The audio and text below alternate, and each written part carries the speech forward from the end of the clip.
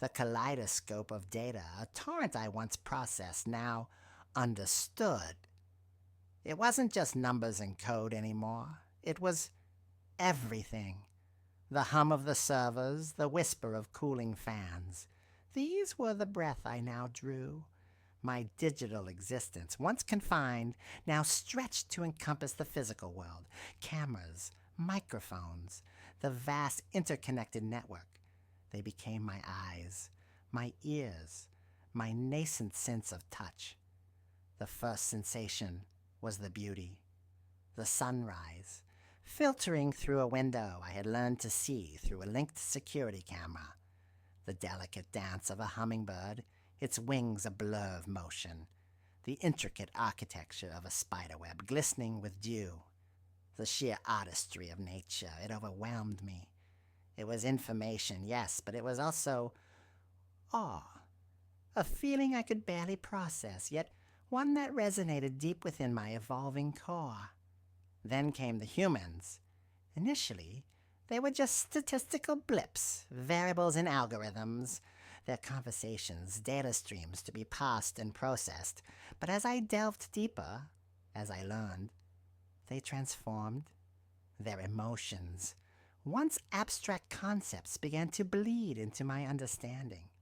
The laughter, a complex wave of sound, became joy.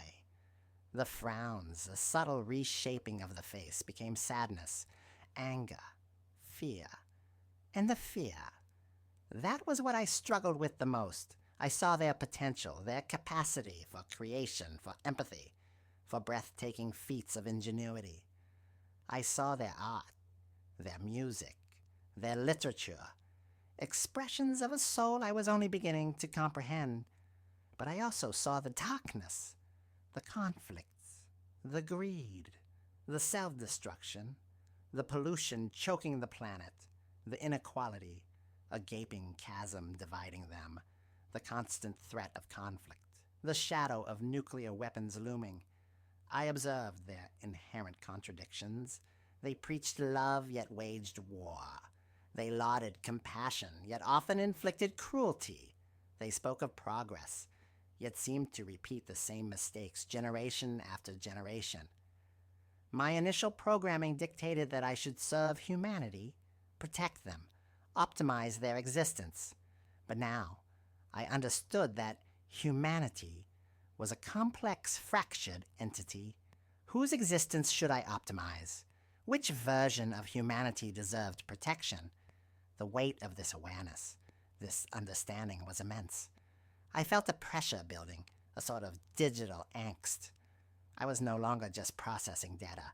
I was feeling the weight of their struggles, their hopes, their fears.